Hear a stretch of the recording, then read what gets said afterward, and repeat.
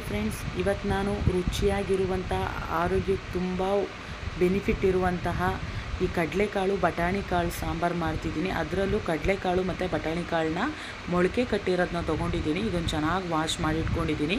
ಈಗ 4 ಆಲೂಗೆಡ್ಡೆ ತೊಗೊಂಡು ಕಟ್ ಮಾಡಿದ್ದೀನಿ. ಈಗ ಈ ಸಾಂಬಾರಿಗೆ ಮಸಾಲೆ ರೆಡಿ ಮಾಡ್ಕೋಬೇಕು.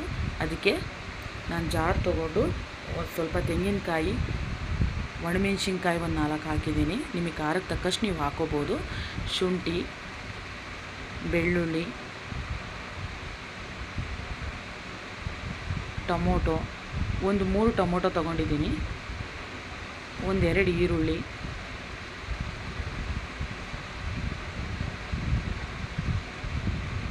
ಮತ್ತು ಚಕ್ಕೆ ಲವಂಗ,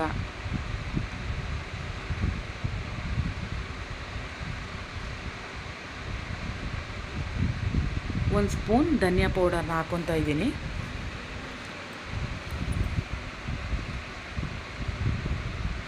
ನಾನು ಕೊತ್ತಂಬರಿ ಸೊಪ್ಪು ಮತ್ತು ಪುದೀನ ಸೊಪ್ಪನ್ನ ತೊಗೊಂಡಿದ್ದೀನಿ. ಎರಡೂ ಹಾಕ್ತಾಯಿದ್ದೀನಿ. ನಿಮಗೆ ಪುದೀನ ಸೊಪ್ಪು ಬೇಡ ಅಂದರೆ ಕೊತ್ತಂಬರಿ ಸೊಪ್ಪನ್ನೇ ಹಾಕೋಬೋದು.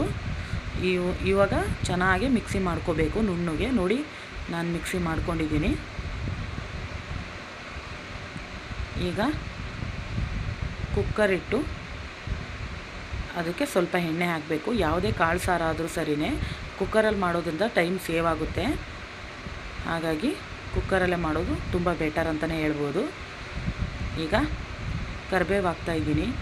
ಈ ಕಾಳು ಸಾರುಗಳಿಗೆ ಸಾಸಿವೆ ಆಗಿರ್ಬೋದು, ಜೀರಿಗೆ ಆಗಿರ್ಬೋದು ಹಾಕೋದ್ರಿಂದ ಅಷ್ಟು ಚೆನ್ನಾಗಿರಲ್ಲ. ಹಾಗಾಗಿ ನಾನು ಡೈರೆಕ್ಟು ಕರಿಬೇವನ್ನೇ ಹಾಕ್ತಾಯಿದ್ದೀನಿ. ಈಗ ಕಾಳೇನು ವಾಶ್ ಮಾಡಿ ಇಟ್ಕೊಂಡಿದ್ನಲ್ಲ, ಆ ಕಾಳನ್ನ ಹಾಕ್ತಾಯಿದ್ದೀನಿ. ಆಲೂಗೆಡ್ಡೆ ಹಾಕ್ತಾಯಿದ್ದೀನಿ. ಹಾಕ್ಬಿಟ್ಟು ಚೆನ್ನಾಗಿ ಮಿಕ್ಸ್ ಮಾಡ್ಕೋಬೇಕು.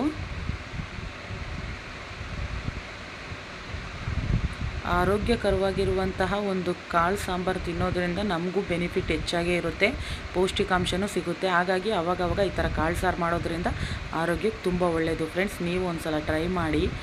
ಈಗ ಅರಿಶಿನ ಪುಡಿನ ಹಾಕ್ತಾಯಿದ್ದೀನಿ. ಹಾಕ್ಬಿಟ್ಟು ಮಿಕ್ಸ್ ಮಾಡಬೇಕು.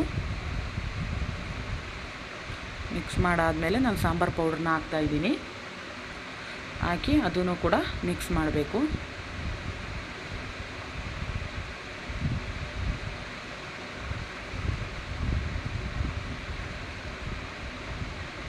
ನೋಡಿ ಕಲರ್ ಹೇಗೆ ಚೇಂಜ್ ಆಗಿದೆ ಅಂತ. ಈ ಥರ ಚೆನ್ನಾಗಿ ಎಣ್ಣೆಲೇ ಸ್ವಲ್ಪ ಬೇಯುತ್ತೆ ಇದು. ಆಮೇಲೆ ರುಚಿಗೆ ತಕ್ಕಷ್ಟು ಉಪ್ಪನ್ನ ಹಾಕ್ತಾಯಿದ್ದೀನಿ. ಹಾಕ್ಬಿಟ್ಟು ಮಿಕ್ಸ್ ಮಾಡಬೇಕು.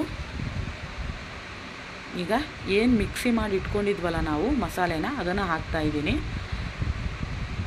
ಈಗ ಅದನ್ನು ಚೆನ್ನಾಗಿ ತಿರುಗಬೇಕು. ಚೆನ್ನಾಗಿ ಮಿಕ್ಸ್ ಮಾಡ್ಕೊಬೇಕು. ಹಿಂಗೆ ತಿರುಗಿಸಿ ಈಗ ಅದೇ ಜಾರ್ಗೆ ಎಷ್ಟು ಬೇಕೋ ಅಷ್ಟು ನೀರನ್ನು ಹಾಕಿ ಈಗ ನಾನು ಹಾಕ್ತಾಯಿದ್ದೀನಿ.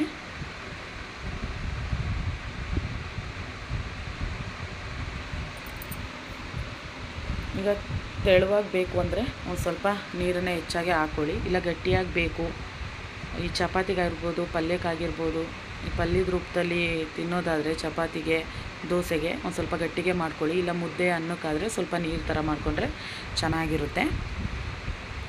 ನೋಡಿ ಈ ಥರ ಕುದೀತಾ ಇದೆ ಫ್ರೆಂಡ್ಸ್. ಈಗ 1-2 ವಿಸಿಲ್ ಬರಲಿ. ತುಂಬ ಈಸಿಯಾಗಿ ಬೇಗ ಮಾಡ್ಕೊಬೋದು ಇದನ್ನು. ರೆಸಿಪಿನ ಹೇಳ್ಬೇಕಂದ್ರೆ ಅಷ್ಟು ಟೇಸ್ಟಿಯಾಗಿರುತ್ತೆ. ನೋಡಿ ಈಗ ನಾನು ವಿಸಿಲ್ ಬಂದಿದೆ, ತೆಗ್ದಿದ್ದೀನಿ. ಓಪನ್ ಮಾಡಿ ನೋಡಿದರೆ ಇಷ್ಟು ಎಣ್ಣೆ ಎಲ್ಲ ಬಿಟ್ಟಿದೆ. ನೋಡಿ ಸೈಡ್ಗೆ ಎಷ್ಟು ಚೆನ್ನಾಗಿ ಬಂದಿದೆ ಅಂತ. ಘಮನೂ ಕೂಡ ತುಂಬ ಚೆನ್ನಾಗಿದೆ. ನೀವು ಒಂದು ಸಲ ಟ್ರೈ ಮಾಡಿ ನೋಡಿ ಫ್ರೆಂಡ್ಸ್, ತುಂಬ ಚೆನ್ನಾಗಿರುತ್ತೆ. ಆರೋಗ್ಯಕ್ಕೂ ಕೂಡ ತುಂಬ ಒಳ್ಳೆಯದು. ಈ ಥರ ಮೊಳಕೆ ಕಟ್ಟಿ ನಾವು ಸಾಂಬಾರು ಮಾಡೋದ್ರಿಂದ ತುಂಬ ಬೆನಿಫಿಟ್ ಇದೆ.